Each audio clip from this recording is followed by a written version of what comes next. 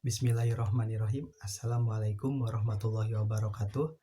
Nama saya Hafiz Jalaluddin Al-Musyarraf dari kelas AFI 2A dengan NIM 121101044.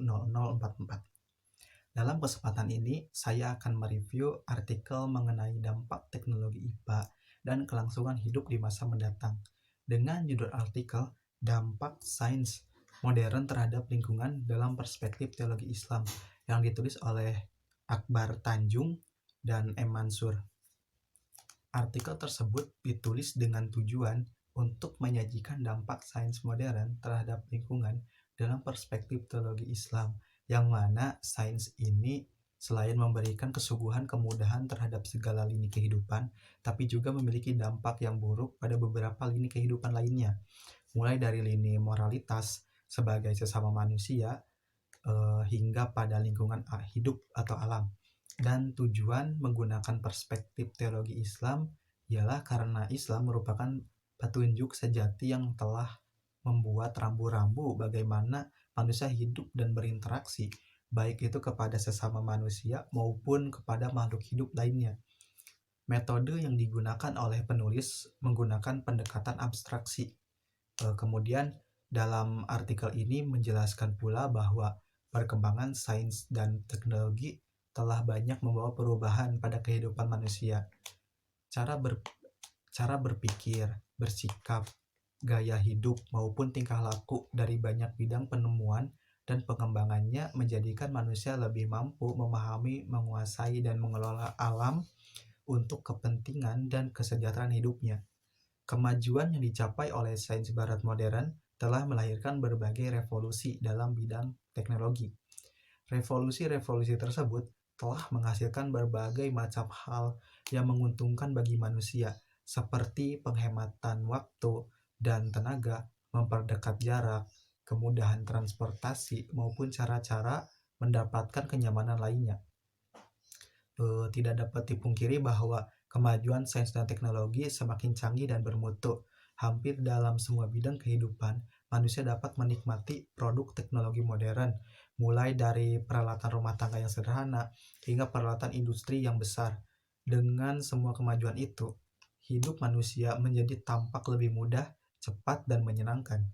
Mirisnya, di sisi lain, dengan sains dan teknologi pula telah melahirkan berbagai masalah dalam kehidupan, baik bidang sosial, ekonomi, politik, informatika, dan juga lingkungan hidup. Kerusakan lingkungan hidup seperti pencemaran di darat, di laut, di sungai, dan di udara. Dalam skala yang lebih luas, pada tataran lapangan, dampak dari sains barat modern pada lingkungan hidup adalah aktivitas pertambangan yang membabi buta, pembalakan hutan yang tidak terkontrol, pembukaan lahan baru untuk perkebunan, dan industrialisasi. Contoh kerusakan yang pertama adalah tanah. Dalam pandangan teologi Islam, tanah dan lahan atau al-ard sebagai komponen dan sumber daya utama bagi kehidupan manusia dan makhluk hidup lainnya. Tanah yang dimaksudkan dalam konteks kajian ini ialah permukaan lapisan bumi paling atas atau daratan. Segala tindakan manusia yang mengakibatkan terjadinya degradasi atau kerusakan tanah dan lahan, di mana hampir semua bentuk kehidupan bergantung, berarti manusia telah melakukan pelanggaran terhadap Maha Kasih dan Maha Pemelihara terhadap alam. Sebaliknya, memelihara tanah dari kerusakan, polusi, dan kontaminasi merupakan kewajiban bagi setiap manusia, sekaligus merupakan perbuatan baik yang akan mendapatkan balasan kebaikan dari Allah Subhanahu wa Ta'ala. Dengan demikian, wajib bagi kita semua menjaga kesucian dan kebersihan bumi kita. Tanah juga merupakan unsur kejadian manusia dan tempat bergantungnya hidup hewan dan tumbuhan. Quran Surat Ar-Rum ayat 20. Yang kedua ada air. Dalam pencemaran air yang tercemar limbah industri. Jika air terus-menerus tercemar, maka kita akan kehilangan sumber air bersih. Seperti yang kita ketahui bahwa makhluk hidup tidak dapat bertahan hidup tanpa air, termasuk tumbuhan dan lingkungan. Pencemaran air ini juga menyebabkan dampak yang negatif bagi baik manusia maupun lingkungan. Dampak buruk bagi lingkungan seperti pada tumbuhan yang tumbuh di daerah dengan tingkat pencemaran air yang tinggi, dapat terganggu pertumbuhannya dan rawan penyakit.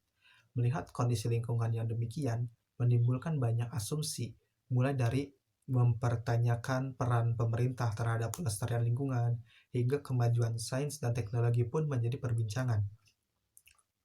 Menurut para akademisi, kerusakan lingkungan mempunyai hubungan dengan kemajuan sains dan teknologi.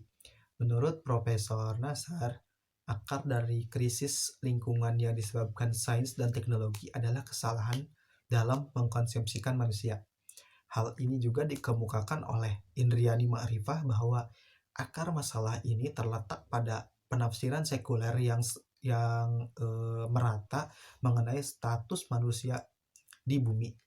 Kemudian menurut Sonic Heroff, sains yang berimplikasi negatif terhadap lingkungan, yaitu sains dengan paradigma antroposentrisme. Antroposentrisme adalah teori etika lingkungan yang memandang manusia sebagai pusat dari sistem alam semesta.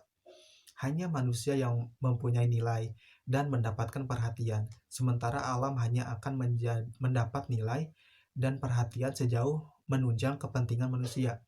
Oleh karenanya, alam pun hanya dilihat sebagai objek bagi pemenuhan kebutuhan manusia saja. Alam tidak mempunyai nilai pada dirinya sendiri. Paradigma antroposentrisme ini juga mengandung sifat instrumentalistik, yaitu paradigma yang memahami pola hubungan manusia dengan alam sebagai relasi instrumental, sehingga alam hanya dipandang sebagai alat untuk memenuhi kepentingan manusia. Sifat lain yang juga melekat pada paradigma antroposentrisme adalah egoisme, yakni paradigma yang memandang kepentingan manusia adalah yang paling utama, sementara kepentingan makhluk hidup lainnya dinomorduakan dan disesuaikan dengan kebutuhan manusia. Akhirnya, paradigma antroposentrisme ini mendorong manusia untuk berbuat eksploitatif, destruktif, rakus, dan tamak terhadap alam. Menurutnya, daya dukung alam terhadap makhluk hidup di bumi membuat para akademisi merasa terpanggil untuk menawarkan berbagai solusi. Di antaranya dikemukakan oleh Erwanti Aziz yang berpendapat bahwa paling tidak ada 3 metode yang bisa diupayakan dalam menjaga kelestarian lingkungan, yakni melalui pendidikan tauhid, pendidikan akhlak, dan pendidikan akal. Islam sebagai agama yang dogmatis, dalam keyakinan agama Islam, alam semesta ini diciptakan oleh Tuhan. Tuhan adalah zat yang non-empirik dan Dia memberikan arti dan kehidupan pada setiap ciptaannya.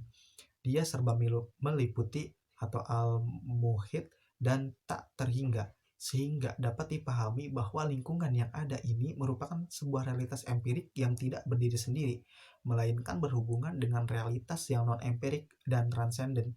Oleh karena itu, tauhid merupakan landasan dan acuan dalam berpikir maupun bertindak manusia dalam berinteraksi dengan lingkungan. Setiap tindakan manusia yang berhubungan dengan lingkungan harus dilandasi keyakinan tentang keesaan dan kekuasaan Allah yang mutlak.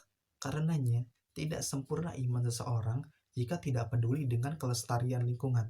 Sebab, manusia yang beriman dituntut untuk memfungsikan imannya dengan keyakinan bahwa konservasi lingkungan hidup adalah bagian dari iman.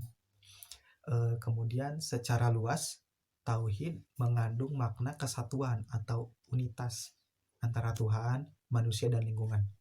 Sehingga relasi antara ketiganya harus berjalan seimbang dan harmonis.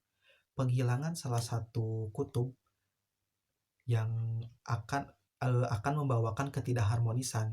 Penghilangan kutub Tuhan akan menyebabkan sekulerisme yang mengeksploitasi alam dan berujung pada krisis lingkungan. Sedangkan penghilangan kutub alam akan menjadikan manusia semakin miskin pengetahuan dan peradaban. Doktrin tauhid inilah yang dikatakan Ismail Raji Al-Faruqi menjadi pandangan dunia dan memberikan penjelasan secara holistik tentang realitas lebih jauh lagi. Implikasi pemahaman tauhid tersebut dengan lingkungan harus mengantarkan manusia kepada pemahaman bahwa lingkungan adalah bagian dari tanda-tanda Allah di alam semesta. Oleh karena itu, Al-Quran memberikan nama fenomena alam dengan istilah ayat yang berarti tanda, yakni tanda adanya Allah, tanda kebesarannya, atau tanda perjalanan menuju kebahagiaan dunia dan akhirat. Menurut Profesor Nasr, signifikansi alam ini selaras dengan signifikansi Al-Quran, di mana Al-Quran merupakan representasi wahyu yang terhimpun dalam lambang bahasa tulisan dan kata, sedangkan alam merupakan representasi wahyu yang terhampar. Karena itu, keduanya sama-sama disebut dengan ayat-ayat Tuhan. Yang pertama, ayat yang menunjuk pada bagian dari surah-surah Al-Quran, dan yang kedua ayat yang menunjuk pada kebebasan Tuhan yang terhampar pada diri manusia dan alam semesta. Argumentasi tersebut sejalan dengan para ahli yang mengungkapkan pada persoalan mendasar yang selama ini diabaikan dalam memahami persoalan lingkungan, yakni aspek spiritualitas. Sebelumnya, dalam diskursus lingkungan sebagai disiplin keilmuan, agama tidak begitu mendapatkan tempat, namun paling tidak agama menjadi acuan pendekatan dalam melihat persoalan lingkungan. Padahal menurut Profesor Nasr, agama memiliki peran penting dalam membantu mengatasi permasalahan lingkungan. Bagi Profesor Nasr, alam adalah simbol Tuhan.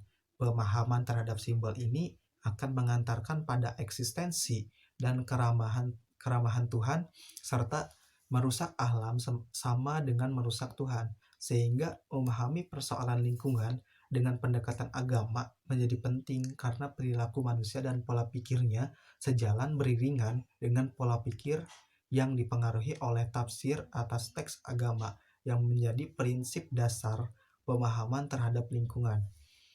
Sekian yang dapat dipaparkan, kurang lebihnya mohon dimaafkan. Akhirul kalam, wallahul muwafiq ila aqwamit thoriq. Wassalamualaikum warahmatullahi wabarakatuh.